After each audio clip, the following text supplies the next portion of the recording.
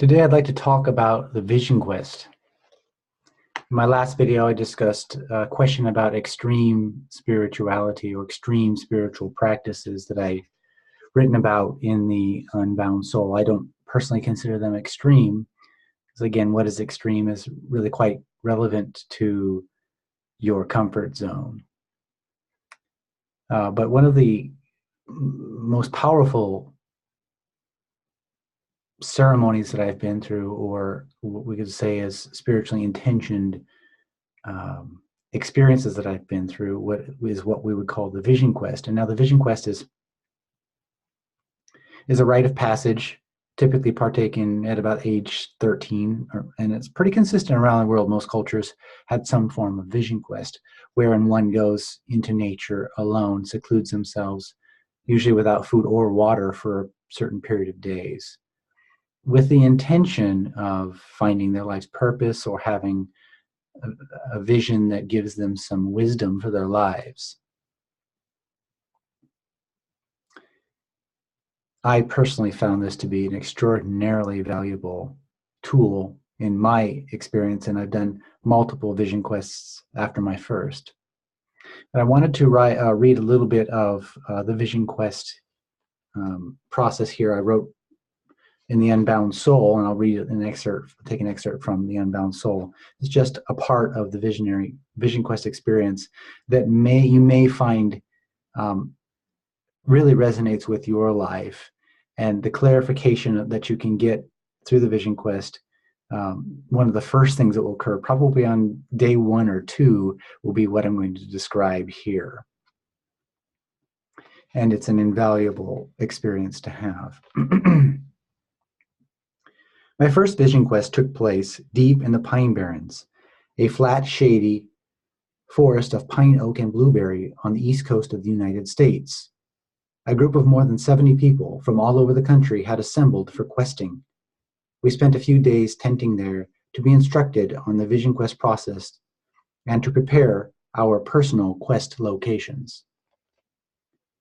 We all spread out from a long main trail to find our individual quest locations. I was pulled quite far away from the trail to a thickly brushed area that was not logically ideal, as it had no substantial shade trees to ward off the hot August sun. Also, with no clear path leading to it, and being located so far out, after several days without food and becoming lightheaded, I might have trouble finding my way back to the main trail. I didn't want any distractions, though, and the spot was about as bland a place as could be found.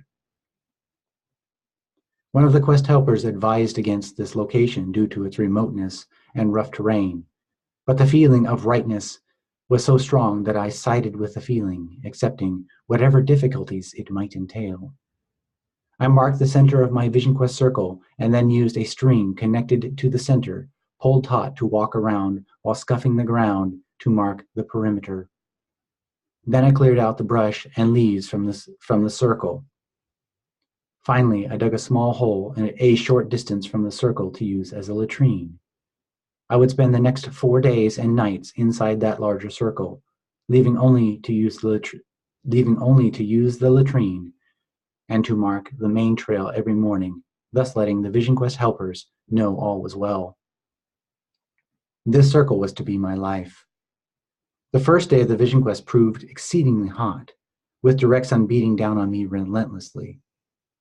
I had one little pine tree that stood not much taller than I for shade. I spent the day like the hand of a clock, following the small shadow of that little tree. To make matters worse, the sunshine on my water jugs made the water taste like plastic. No particularly exciting revelations arrived that day, which I found somewhat disappointing.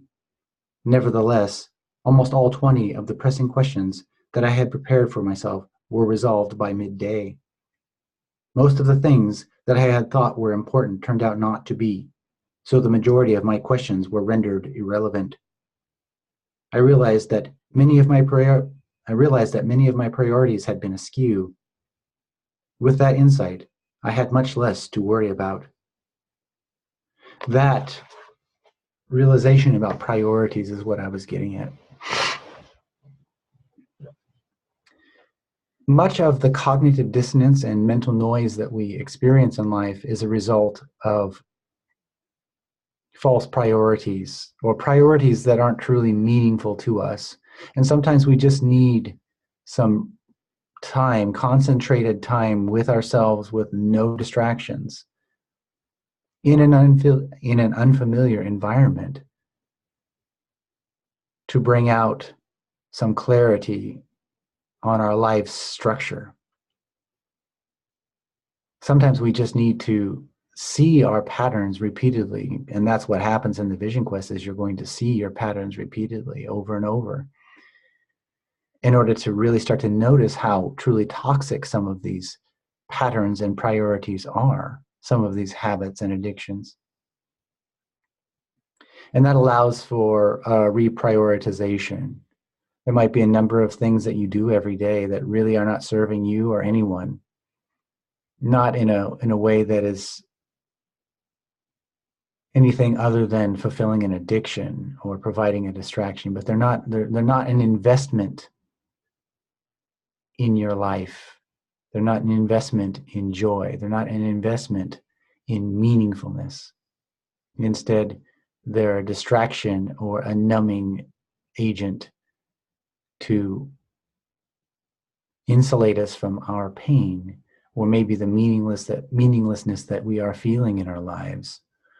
Instead of running away from that pain or meaninglessness through distraction, the awakening soul at some point needs to see it, truly see it deeply and repeatedly until we're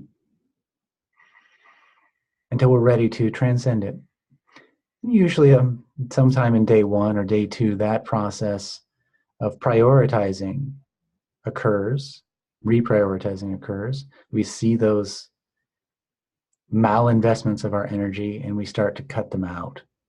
At least we play with the idea of cutting them out. And in my case, it was not so active. I mean, it wasn't like I was trying to do this. It just occurred. And much of what happens in the Vision Quest, it just occurs. It's not necessarily, like one of my 20 questions wasn't, what should my priorities be? Instead, that awareness just came in repeatedly as conscience amplified, as awareness amplified through the power of the Vision Quest. And I couldn't deny that I was misprioritizing my time and energy. And that greatly simplified my life. And then the rest of the Vision Quest, well, we can talk about that in another video, but I think this is sufficient.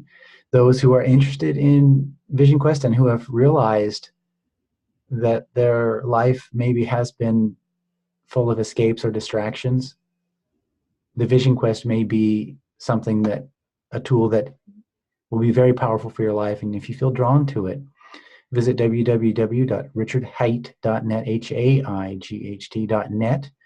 And because I have a Vision Quest coming up in early summer. And if you have any questions, please contact me at contact@richardhaight.net via email. Thank you. Bye-bye.